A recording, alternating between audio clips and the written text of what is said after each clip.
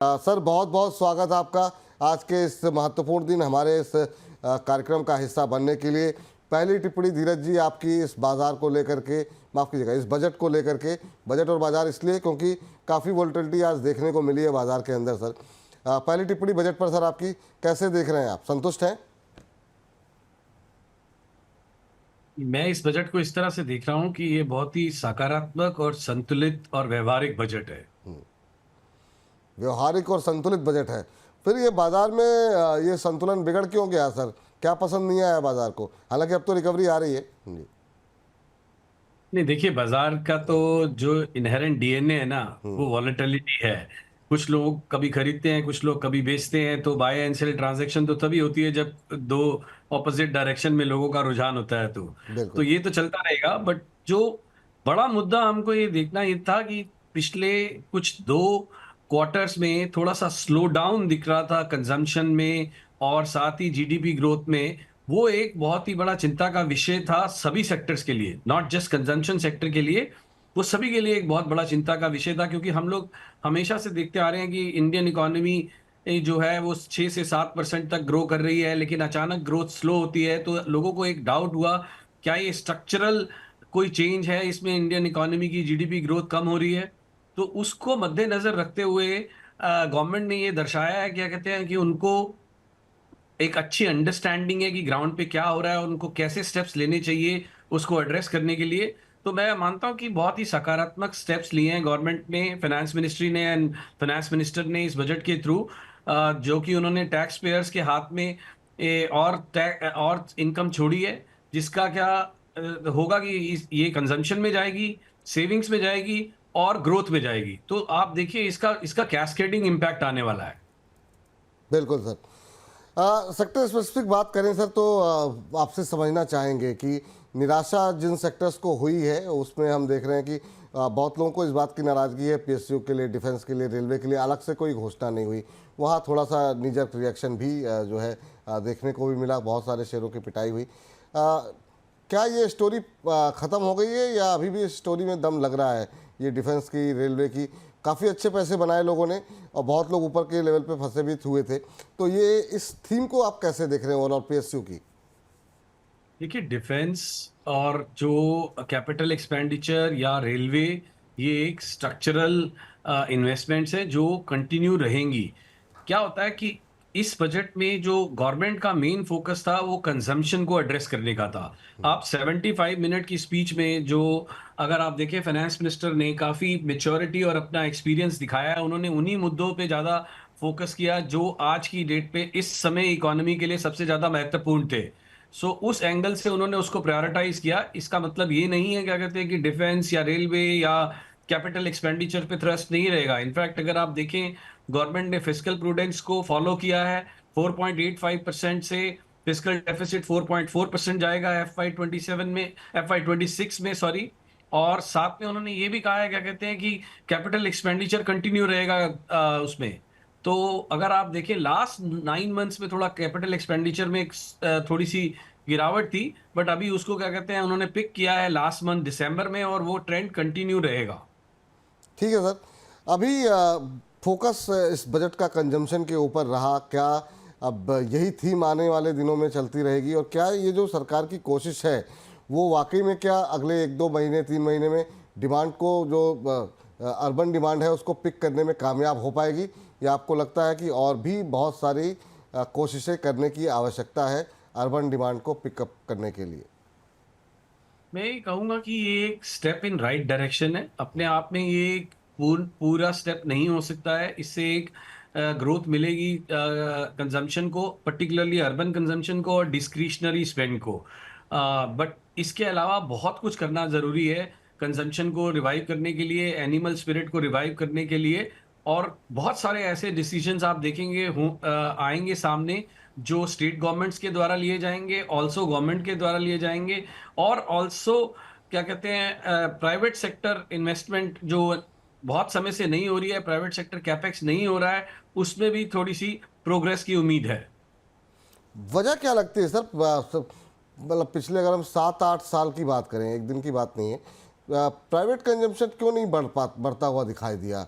क्या डिमांड ऐसी नहीं है क्योंकि ठीक है, पिछले 9 महीने जैसा आपने कहा कि दिसंबर को छोड़ दे तो 8-9 महीने ऐसे रहे जबकि सरकारी खर्च कम हुए, लेकिन उससे पहले तो सरकार खर्च कर ही रही थी, उसके बावजूद प्राइवेट कैपेक्स क्यों नहीं पिकअप हुआ? देखिए, प्राइवेट कैपेक्स जो एंटरप्रेन्योर्स होते हैं ना, वो तभी अपना बढ़ाते हैं जब उनको एक डिसाइसिव डिमांड की विजिबिलिटी होती है। अगर आप 70-80% कैपेसिटी पे ऑपरेट कर रहे हैं और आपको सामने डिमांड ग्रोथ नहीं दिख रही है, तो आप नया प्लांट और नई इन्वेस्टमेंट्स नहीं करेंगे। अब जबकि क्या कहते हैं, कंजम्पशन में एक बूस्ट आएगा और थोड़ा सा एनिमल स्पिरिट अनलीश होगी इससे, तो वहां पर जब उनको डिसाइसिव डिमांड दिखेगी, तब वो स्टार्ट करते हैं कैपेक्स में इन्वेस्ट करने के लिए। हमने बॉटम अप स्टडी किया है, हमारे को काफ़ी ग्रीन शूट्स दिख रहे हैं रूरल कंजम्पशन में। अर्बन कंजम्पशन को आज बजट के थ्रू काफ़ी एड्रेस किया है। हमें लगता है कि ये और कुछ आने वाले और मेजर्स के साथ प्राइवेट सेक्टर कैपेक्स आना चाहिए। जी सर, 3-4 बड़े फैक्टर थे जिसको कि बाजार जो है काफ़ी समय से नज़रें बनाए हुआ था। एक तो बड़ा इवेंट आज का जो कि अब गुजर गया है।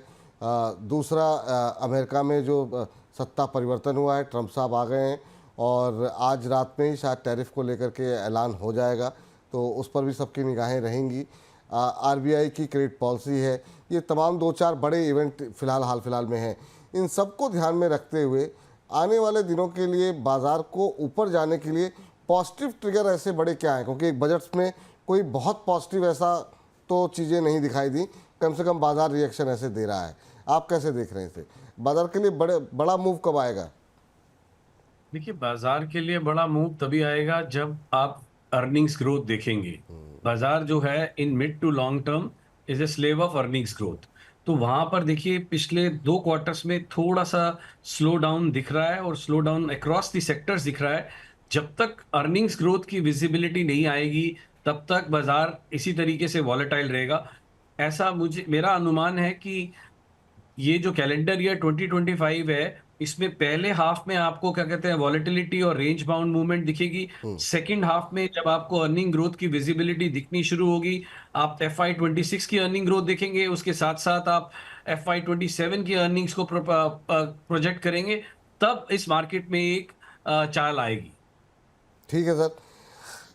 अभी के लिए चूंकि सेक्टर वाइज अगर हम बात करें तो क्या आपको लगता है कि ये जो सेक्टर एफएमसीजी है, जो सेक्टर ऑटो है, क्या यहाँ पर अब फोकस आता हुआ दिखाई देगा निवेशकों का? क्योंकि जिस तरीके से हम देख रहे हैं आज का रिएक्शन और ख़ास तौर से जो सरकार की भी कोशिश है कि डिमांड को बढ़ाने के लिए, तो आपको लगता है कि अब इस तरफ फोकस बढ़ना चाहिए, एफएमसीजी या फिर ऑटो, टू व्हीलर, इन पे आपका व्यू क्या होगा सर? देखिए, जो आज बजट एक्शन हुआ है, इससे एफएमसीजी को बहुत लिमिटेड इम्पैक्ट पॉजिटिव मिलेगा। एफएमसीजी को पॉजिटिव इम्पैक्ट तब मिलेगा जब रूरल कंजम्पशन और रूरल डिमांड ग्रो करेगी।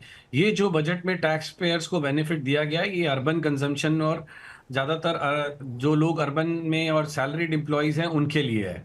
तो मुझे लगता है इसका इम्पैक्ट पॉजिटिवली जो आएगा वो डिस्क्रिशनरी स्पेंड पे आएगा, ऑटो सेक्टर पे है, थोड़ा आपका जो हॉस्पिटैलिटी सेक्टर है, हेल्थ केयर सेक्टर है, उन सेक्टर्स में इसका इम्पैक्ट पॉजिटिव आएगा, ना कि एफएमसीजी सेक्टर में। देखिए, इस समय जिस तरीके से वैल्यूएशंस हैं, मुझे ऐसा लगता है क्या कहते हैं कि इन्वेस्टर्स का रुझान जो होना चाहिए वो large cap under valued stocks की तरफ होना चाहिए। मुझे बैंक्स इस समय अट्रैक्टिव लगते हैं।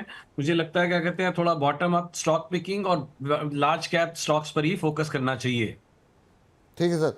चलिए इस बीच जो है एक नज़र डाल लेते हैं, मार्केट बंद हो चुका है तो वहाँ पर किस तरह की क्लोजिंग आई, जरा फटाफट एक नज़र उस पर डाल लेते हैं। 26 अंक नीचे इस समय निफ्टी बंद होता हुआ दिखाई दिया है और 23,318 का लो लगाने के बाद 23,482 पे क्लोजिंग आती हुई दिखाई दी है। तो लोअर लेवल से अच्छी रिकवरी इसे कह सकते हैं जो देखने को मिल रही है इस समय बाजार के अंदर। एडवांस डिक्लाइन रेशियो क्लोजिंग के समय बुल्स के पक्ष में आ गया है। 1419 शेयर बढ़ के बंद हुए हैं। 1328 शेयरों में हम देख रहे हैं कि गिरावट देखने को मिली है। दबाव देखने को मिला है पीएसयू इंडेक्स में, दबाव देखने को मिला है डिफेंस क्षेत्र में। तेज़ी कहाँ देखने को मिली है वो जो है एफएमसीजी में रही है। कुछ एक बैंक्स अच्छा प्रदर्शन कर रहे हैं। Bajaj finance, Asian Paint, Titan जैसे शेयरों में अच्छा मोमेंटम बनता हुआ दिखाई दिया है। इसके अलावा Mahindra and Mahindra, ITC, Maruti Suzuki, यहाँ पर जो है पॉजिटिव रुझान देखने को मिला है। आयशर मोटर्स भी शामिल है उसमें। तो ऑटो एफएमसीजी ये आज के हीरो दिखाई दे रहे हैं। और आज के जो विलन या जिनकी पिटाई ज़्यादा हुई है उसमें हम देख रहे हैं कि जिन शेयरों की पिटाई हुई जिन सेक्टर्स की उसमें शामिल है पीएसयू, डिफेंस जैसे शेयर। इसके अलावा अगर हम बात करें एनटीपीसी, सिल्टेक, अदानी पोर्ट जैसे शेयरों में भी आज हम देख रहे हैं कि दबाव के साथ ही ये इनकी क्लोजिंग होती हुई दिखाई दे रही है। सर वापस लौटते हैं जरा बजट और बाजार के ऊपर, और यहाँ से एफआईज के लिए बड़ा पॉजिटिव ट्रिगर क्या हो सकता है? विदेशी निवेशकों की ये नाराज़गी कब तक जारी रहेगी? क्योंकि जब तक वो वापस नहीं लौटेंगे तब तक बाजार में ऐसा लग रहा है जैसे अब कॉन्फिडेंस उस तरीके का पुराना वाला लौटता हुआ नहीं दिखाई दे रहा है। तो क्या जब तक जिस तरीके से अंतर्राष्ट्रीय इवेंट टर्नआउट हो रहे हैं, क्या अभी थोड़ा और समय लगेगा एफआईज को वापस आने में? विपुल, एफआईज जो हैं वो एक मार्केट से मैरिड नहीं होते। जो इंडियन इन्वेस्टर है वो डोमेस्टिक मार्केट इन्वेस्टर्स जो हैं वो यहीं पर सीमित हैं। उनके पास जो भी माध्यम है इन्वेस्टमेंट्स के वो इंडिया और इंडिया के अराउंड ही हैं।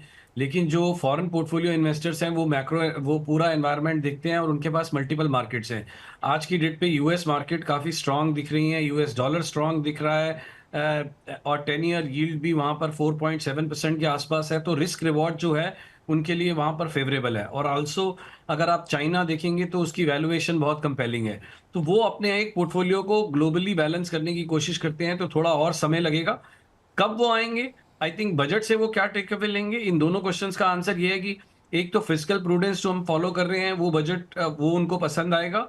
दूसरा उनको ये पसंद आएगा कि कैपिटल एक्सपेंडिचर पे गवर्नमेंट का फोकस कंटिन्यू हो रहा है और गवर्नमेंट उन मुद्दों को, जो इंपॉर्टेंट मुद्दे हैं उनको एड्रेस कर रही है। जैसे कि कंजम्पशन एक बहुत बड़ा मुद्दा था, उसको गवर्नमेंट ने एड्रेस किया है इस बजट के थ्रू। तो ये पॉजिटिव रहेगा। लेकिन again I will come back to the earnings only. जब फॉरेन पोर्टफोलियो इन्वेस्टर्स देखेंगे कि अर्निंग्स में ग्रोथ है और वैल्यूएशन रीजनेबल है, तभी वहां से हमें और इन्वेस्टमेंट आती हुई दिखेगी। इस बजट में जो आपको लगता है कि कुछ चीज़ें जो होनी चाहिए थी जिन पर फोकस नहीं हुआ, वो कौन सी आपको दिखाई दे रही हैं जो शायद अगर होती तो शायद मामला अलग होता? मेरे हिसाब से डिसइन्वेस्टमेंट पे थोड़ा और फोकस होना चाहिए।